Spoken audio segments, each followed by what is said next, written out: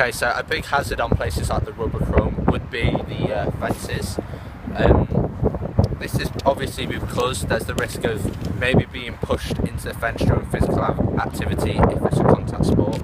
To prevent things like this happening, you could do like try and plan your session as far away as you can. But if you can't, obviously just make participants aware of it beforehand. Doing this will make them more cautious, and it prevents another hazard in these type of places. Obviously jewellery, if you're wearing it during activity. This is because there is always the risk of maybe during activity being pulled back and possibly choking yourself.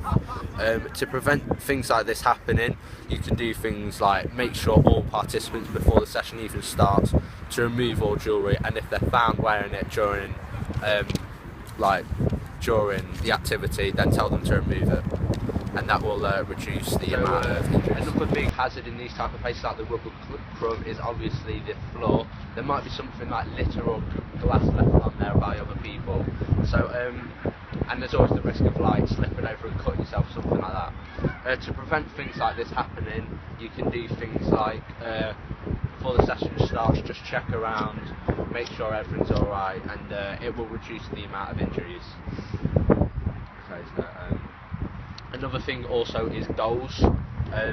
It's quite a big hazard because if they can be quite heavy, so if maybe you like fall on them or you crash into them or get pushed into them, it can hurt quite badly. So to reduce the risk of this happening, you could move them away from the session if you can, and move the session away from them if you can, and if you've got the equipment, put padding around it, so if you do crash into them, it won't hurt as bad. Doing this will reduce the risk of being injured. Okay. Obviously, another hazard are people around you. If you're fairly in like a small space and there's lots of people running around, it's likely that you'll be hit.